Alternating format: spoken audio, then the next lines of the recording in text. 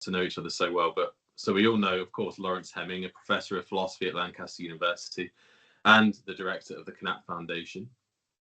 Laurence has an extremely broad range of research interests, including Greek poetry.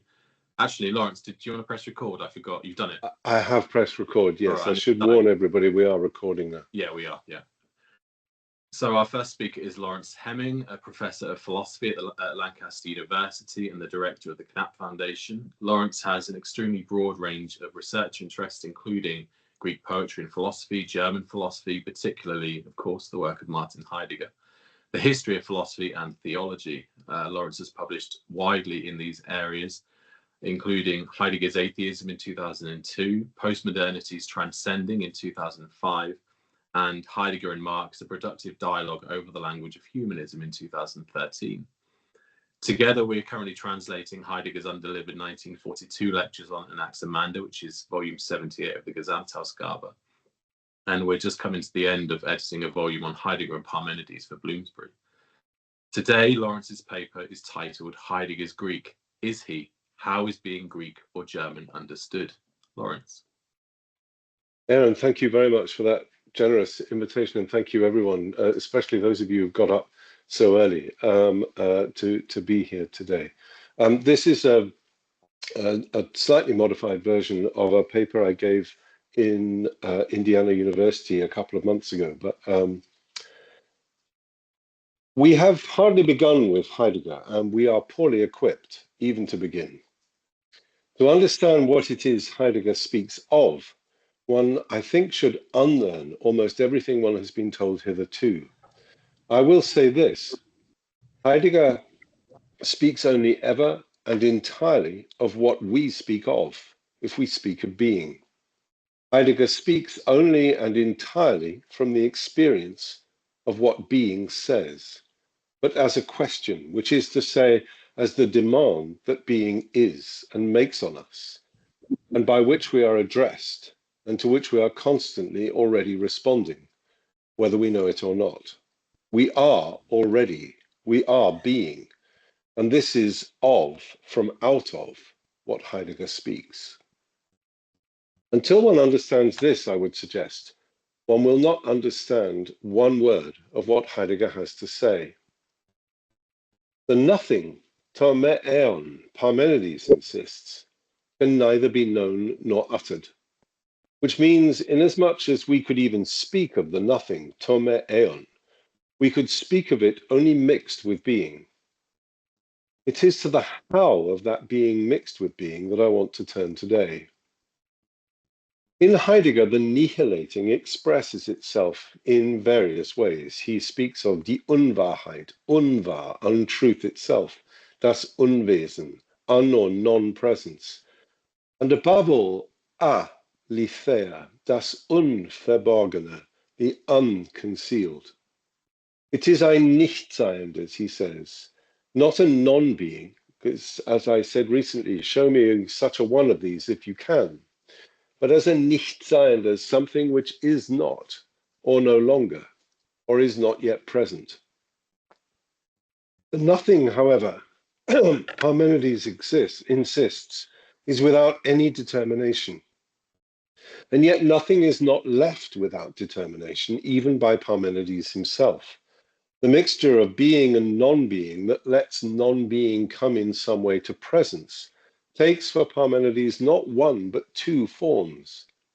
In each of the paths in which presence is to be found, aletheia and doxa, non-being, to me eon, also lets itself in its non-presencing. Plato's dialogue, The Sophist, had shown, as Heidegger had noted, and I quote Heidegger, the possibility that there is something which is and yet is not, such that, and this is Heidegger again, therewith proved something non-present is.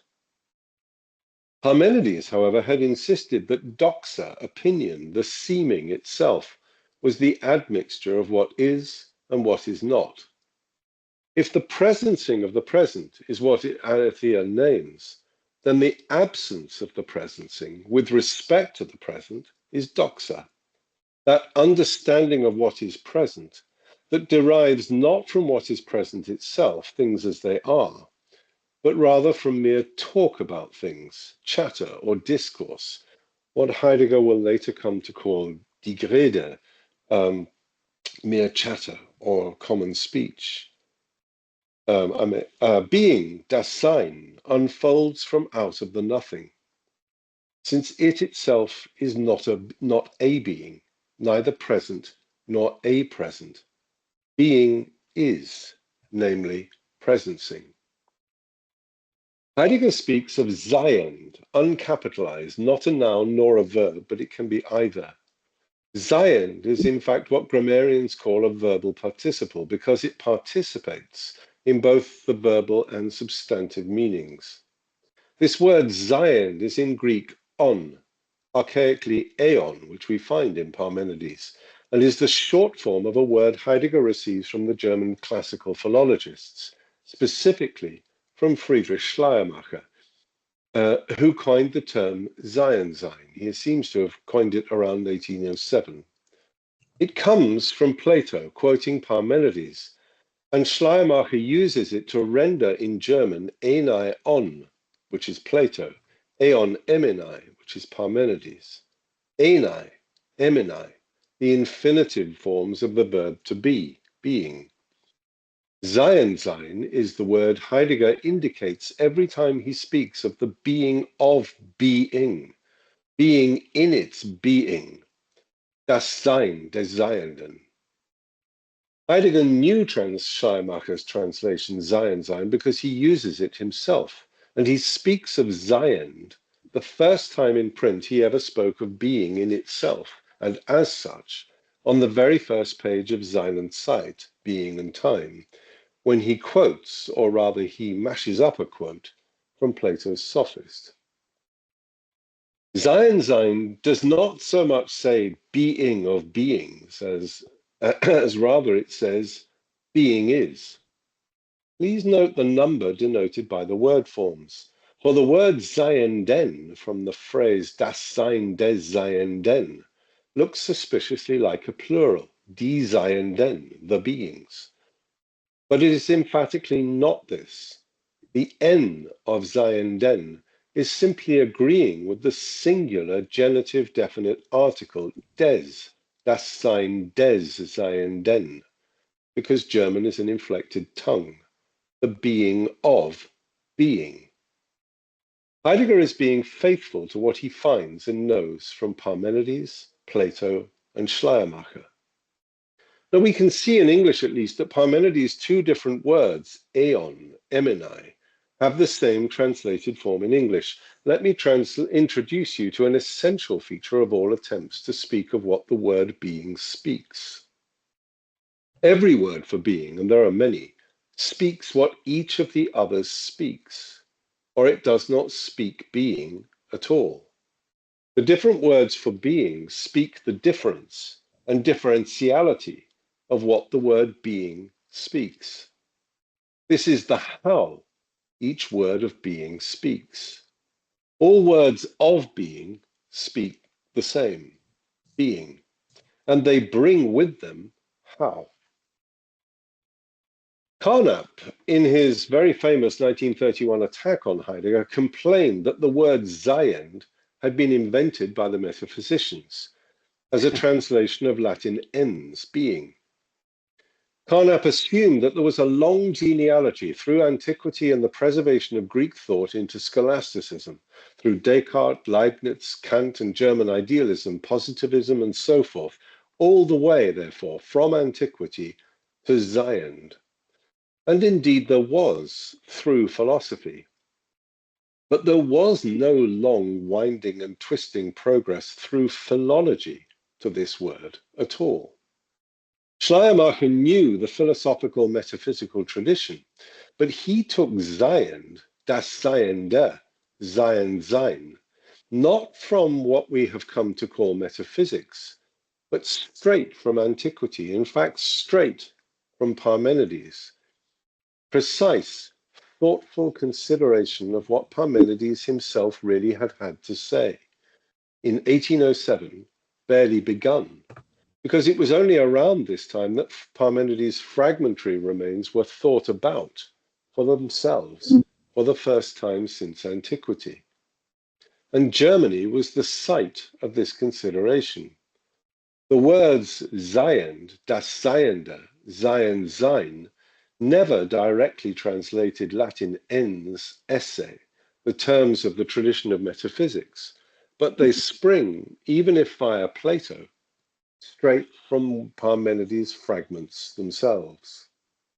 When, therefore, Heidegger speaks of the history of being, he speaks of this history abstractly only in the course of destroying the metaphysical, causal, philosophical meaning of Sein as God, first cause or beingness, Seiendheit. But the history of being is also the actual history of thinking of being. And this, in a particular way, Heidegger calls it fateful, begins in name with Parmenides as an actual history of thought, available to philosophy only for 100 or so years before him, because of the lateness of that recovery of Parmenides. It is therefore through the philologists that Hegel, Schelling, and Nietzsche came to speak of Seiend, Seiende. Two remarks have weighed in on me for some time, each made by foremost classical philologists. Both are seen as sharp critics of Heidegger, and I want to claim in reality neither is. Both first made their claims a while ago. The first is by the eminent classical scholar Glenn Most, confirmed in remarks he has repeated to me personally. But in print he has said this: most classicists ignore Heidegger. The few who do not tend to deplore him. That is mistaken. The Greeks will probably survive Heidegger as they have so much else. And if they do, that will be partly his merit. The second is by Marcel Detienne, who in 1967 said, "The Hellenists are perhaps at fault in not realizing that the only real innovator in Greek thought is Heidegger." But he said that, Detienne says this only after he had said this: few scholars of antiquity or educated readers are aware of how carefully Heideggerians and deconstructionists have built a veritable wall to separate themselves from the explorations of Greek scholars. Detienne's description of the double belonging together of Lethe and Aletheia in his work, as a careful and insightful reading of numerous pre-philosophical texts prior even to the fragments of Parmenides, Homer, Hesiod, Mimnermus, Solon, and Simonides, among many others, reads in ways that are hauntingly familiar to any reader of Heidegger. Now, in 1954, Paul Friedlander, a former colleague of Heidegger's at Marburg and a philologist himself, questioned Heidegger's etymology of the word aletheia, arguing that aletheia is not formed as an alpha privative of lithe, lathe, lanthanomai. Most classicists are, however, unaware that Friedlander withdrew this suggestion or this questioning in his next German edition of the same work, and even more decisively when he added a preface to the English translation of that third edition, in fact, in 1969. Friedlander continued to insist on his disagreement with Heidegger's interpretation of Plato's understanding of truth, however, and he said this about it: in my discussion with Martin Heidegger, I have learned that my earlier opposition to the interpretation of aletheia as unhiddenness was unjustified. What stands unchanged is my criticism of Heidegger's historical construction. For the result has become even more clear. It was not first in Plato that truth becomes the correctness of perception and assertion. This meaning was present much earlier, i.e. in the old epic, he means Homer. Plato did not corrupt the concept of aletheia, as Heidegger claims. Heidegger's response to what Friedlander says here becomes complicated by the claim, often supported by Heidegger scholars themselves, that in 1964 Heidegger himself either disowned the alpha privative etymology or his interpretation of Plato from 1942, which Friedlander is referencing, or even both of these things. I mean, both of these things have been said by many people. Now, the etymological question is in fact a distraction. There is not a single modern philological authority to dispute that aletheia is formed as an alpha privative.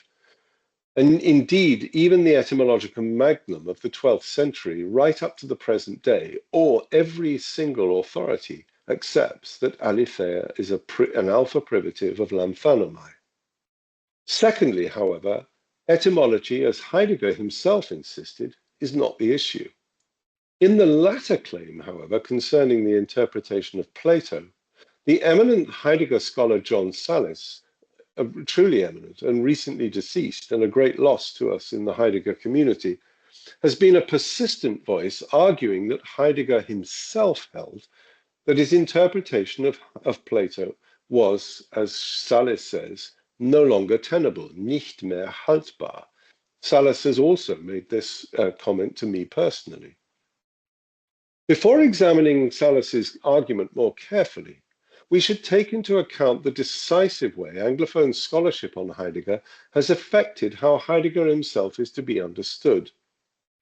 We may encapsulate this in Glenn Most's very proper question in his own questioning of Heidegger: who are Heidegger's Greeks?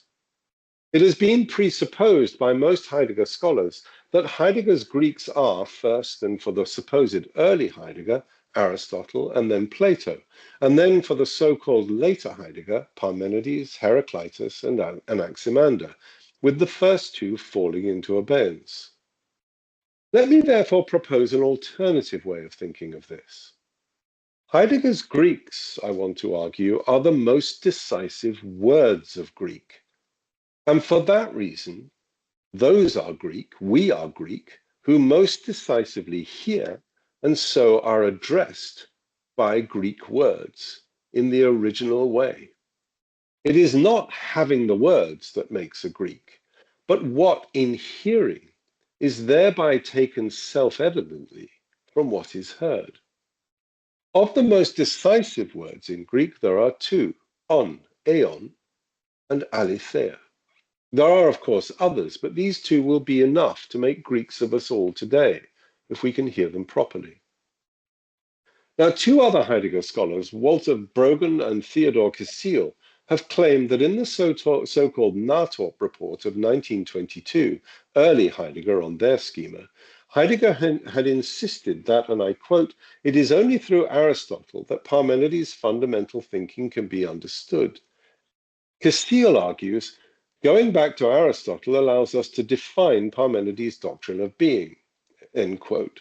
Kessiel cites in support of this argument Heidegger's lectures on Aristotle of the summer of 1922, the lectures that lay in the background of the Nathorp text and which allowed Heidegger to write it at all.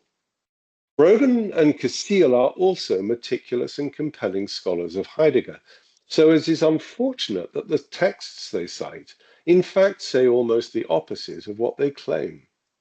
The precise phrase in the Nathorp report that Brogan cites in German says, "Im Rückgang von Aristoteles wird erst die Seinslehre des Parmenides bestimmbar."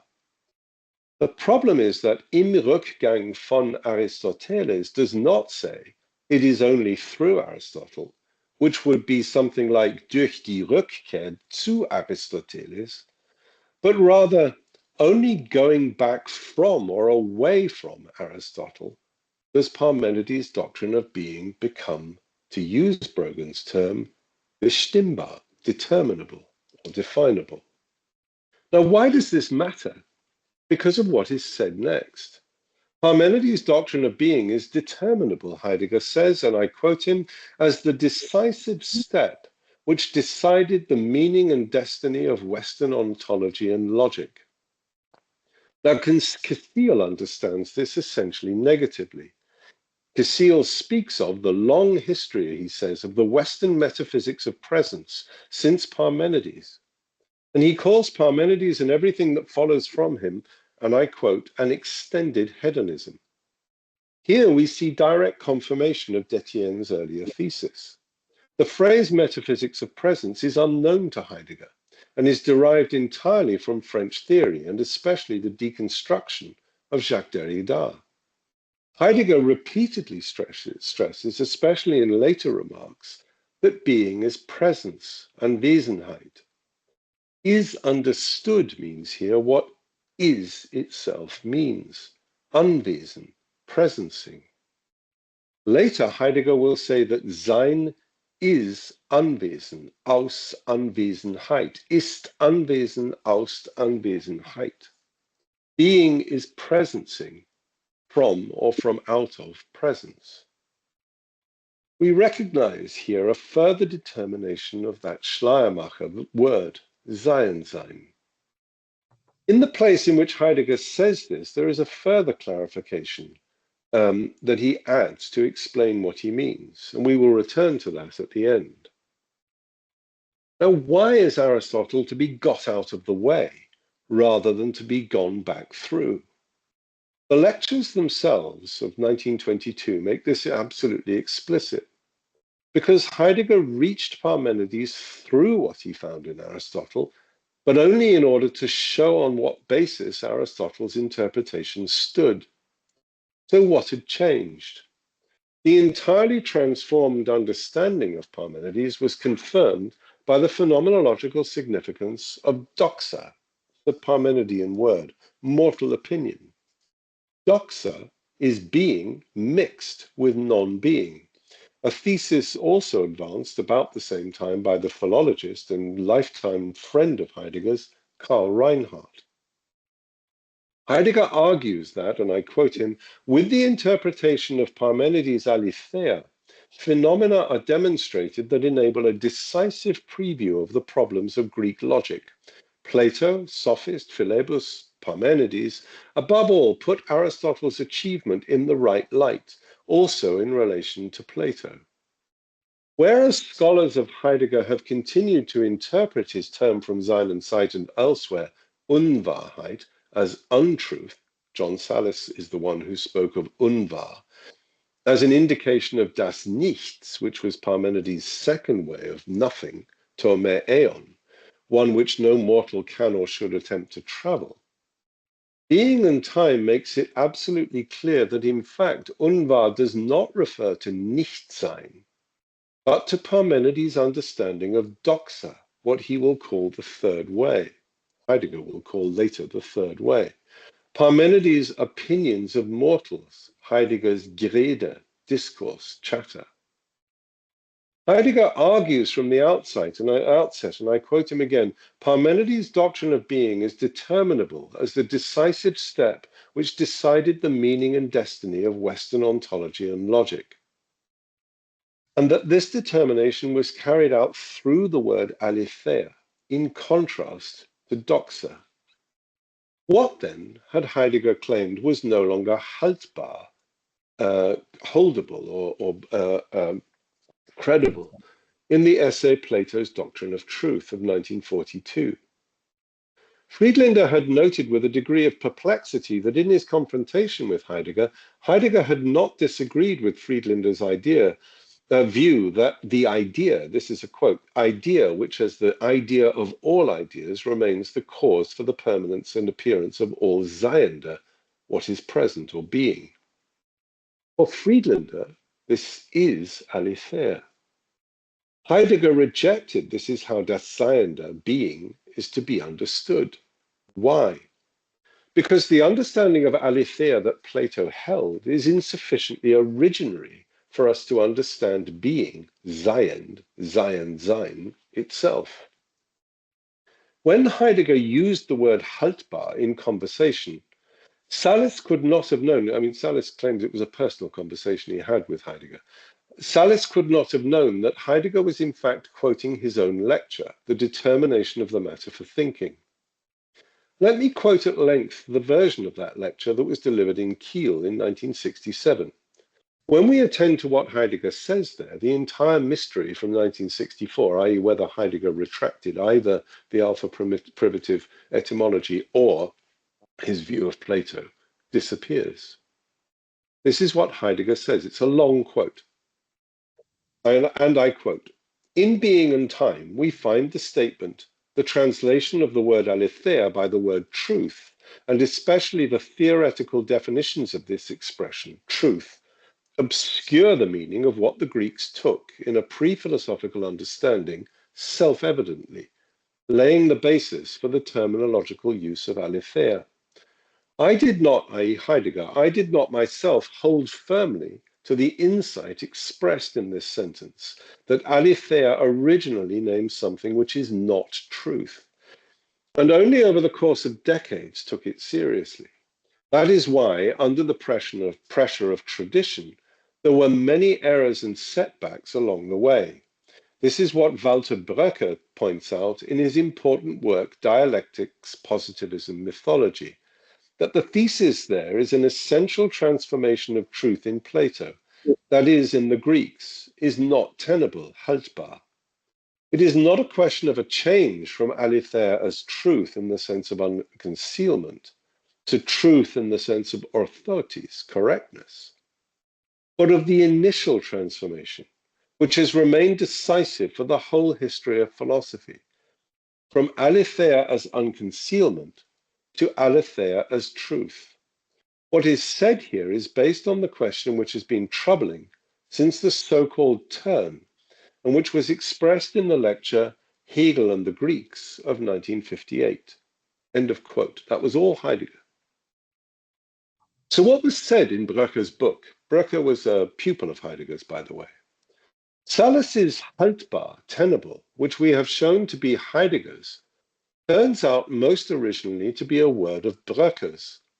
For Bröcker says, Heidegger's actual historical construction, remember that was a phrase of Friedlander's, is what is no longer haltbar, tenable. Heidegger concedes here, and in the essay published in 1964, that the natural concept of truth does not mean unconcealment, not even in the philosophy of the Greeks. That's a quote. And Heidegger adds, and I quote again, already with Homer, the word alithes is always only of the verb dicendi, in statement and therefore in the sense of correctness and reliability. End of quote. Now, does this mean, as both Friedlander and Salus have suggested, that the whole of the 1942 essay on Plato is no longer haltbar, tenable? Heidegger takes the opposite view. He denies that unconcealment itself, aletheia, means or should any more be translated as truth. A point he confirmed in a letter, in fact, to von Hermann in 1964, when he says, and I quote him, what is seen in aletheia is of the character of something belonging to being itself. Therefore, aletheia should properly not be translated as truth. End of quote. To anyone who wishes to cling to the view that what was said in 1964 was any kind of a retraction at all, what we have seen so far is enough to show that there was none, no retraction. Parmenides' doctrine of being brings to the fore that being is hen, one, or rather more even than this, that being is the unifying one. The idea of the unifying one is akin to sein, the participial and the substantive meanings of unifying and one are of a piece. They say the same. One unifying is the same. This thought is already present in Parmenides' dictum, that being is pan, chen, syneches, all, one, continuous. This thought is still not sufficiently understood or thought by those who study Heidegger, let alone those who study Parmenides. And yet Heidegger asserts already in the Sophist lectures, so the Sophist lectures 1924, that this thought is what elevates Parmenides' ontology above all others, including that of Plato. Only a thought as powerful as this could constitute a fate for Western philosophy as a whole. Heidegger asserts that there is no manifold in Parmenides' most decisive thought, that being, das Seiende, is. This is the basis for Heidegger's understanding of being, which conditions the entire thought and perspective of being and time. My thesis, therefore, here, and I'm going to elaborate on it in published work soon, is therefore that being and time has to be understood as a text that is driven by an understanding of Parmenides and nobody else. Heidegger understands that Parmenides' most decisive thought is with every manifold of things. The being itself of the unified unity of presence, Chen, within which things appear, is itself always and only one. He calls this world. World is one. This leaves unclarified for us in any way how we are to understand Aletheia. Breuker's essay appeared in 1958, the same year that Heidegger had delivered a lecture, Hegel und die Griechen, Hegel and the Greeks, to a French audience. A substantially revised version of that lecture appeared in 1960. The revisions especially comprise a lengthy final section on Aletheia, and they contain Heidegger's only public reference to Friedlander's attack on him in a footnote. The note points to a 1935 thesis of Wilhelm Luther's, which Heidegger says, he says Luther's thesis, and I quote, sees the matter more clearly.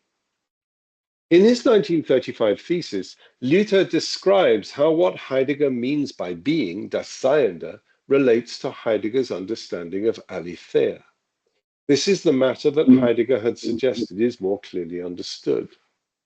Luther provides summaries of Heidegger's argument in Being and Time that, one, this is all from Luther, the being true that is logos, as pointing out apophansis, is aletheiein in the manner of letting something show itself, apophainesthai, being present, seiendes, bringing forth out of concealment, allowing seeing in its unconcealedness, disclosedness.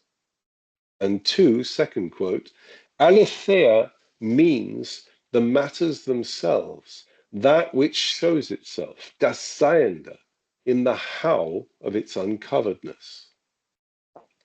Now, it is unsurprising that Heidegger thought the issue was clearer in what Luther says, because every single word Luther uses is quoted directly from Being and Time.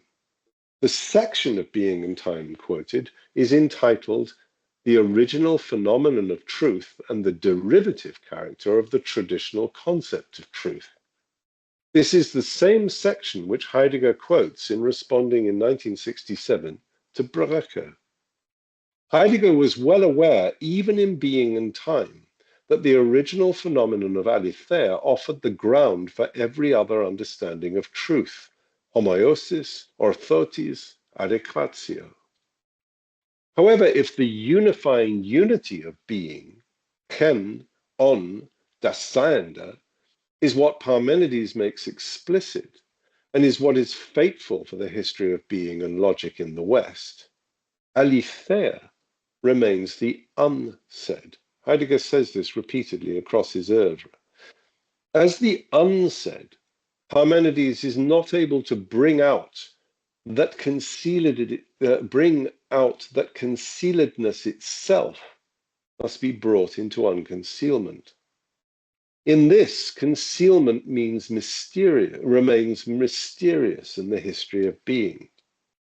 Not concealedness as a region or concealedness as a possibility, but that there is concealedness is what is never brought out. In another version of this lecture, which I've quoted the 1967 version so far, but there are three, in fact. And in another version of it, Heidegger reminds us that Nietzsche called Parmenides' doctrine of being un-Greek. Heidegger suggests that what is un-Greek in Parmenides' aletheia, Heidegger suggests that what is un-Greek is Parmenides' aletheia itself. Since, and I quote Heidegger, it is the inception, Anfang, as inception, un-fang, which is to say that the ground itself, which in each case lets the unconcealment of the concealed itself come into unconcealment as such. Each unconcealment as much lets Parmenides be who he is then, as it lets us now into the here of our own present. In other words, aletheia is un-Greek because aletheia is what we ourselves should know, or rather from out of which our own knowing flows. Unconcealment is therefore not something confined to the Greeks, nor to the announcement of the first inception itself. The inceptual, unfängliche, is what the thinker always thinks. As such, it allows every inception to be inceptual, unfängliche. Inception is always incepting. There is Sein again. We are left now with two untranslated terms, or rather two terms whose meanings we have pointed towards repeatedly, but not formally translated. The first is das Seiende, which precisely because it is itself the unifying of all that is present. Heidegger will often call it, therefore, das Seiende im Ganzen. This das Seiende can never be translated in the plural. This term is the most misunderstood and most mistranslated of all the terms of German thought. As the immediate, mistranslated into English, as the immediate unity, the unifying unity of all that is present in its presence, Heidegger often calls it das Anwesende, indicating the unity and all of what is before us in presence. He often speaks of what lies before us. His first name for it is das All des Seienden. He will later come to call it das Seiende im Ganzen. In all the explanations of Heidegger translators I know, these are the things that translators attach to the beginning of their translations, all of whom and repeatedly point out the difficulty of rendering this word Seiende. Not one, not a single one, ever names what is unique and important about this word, that it names the unity of all that is in presence, despite that Heidegger emphasizes this not once, but repeatedly. To leave such an important word indeterminate is therefore to block the way to the understanding of Heidegger in almost every translation that we have. Against das Sein as being, das Seiende as naming what is present and in presence, in its unity, the unifying of its unity, I suggest we must simply speak of the present. No other word in English can make available what das Seiende says. And what of aletheia if we cannot call it truth? May we call it the unconcealed, das Unverborgene? Certainly, for that is what it says, aletheia. And as a word of being, of present being, of present, to translate it in this way allows us to indicate its belonging to being, to present being, to the present, das Sein. But Heidegger has a final word here. In the place where Heidegger names das Sein as Anwesen aus Anwesenheit, presencing from out of presence, Heidegger concludes by naming aletheia without naming it at all, and he says this: Anwesen west aus Unverborgenheit und in der Vergessenheit dieser, als welche sie, die Unverborgenheit, sich ereignet. I translate: presencing exists from unconcealment, and from the concealment of this, unconcealment itself eventuates. What this strange sentence says is that unconcealment lets even concealment come to presence, which means be understood for itself, in the character of its own concealing, das Sein. Unconcealment unconceals even the concealed itself, as itself, into unconcealment. And so this being is. This time, Non-being is not mixed with what is present in being as doxa, but as aletheia itself, the unheard can be heard. The concealed, lethe, lathe, lanthanomai, the ground of unconcealment, is also brought to presence.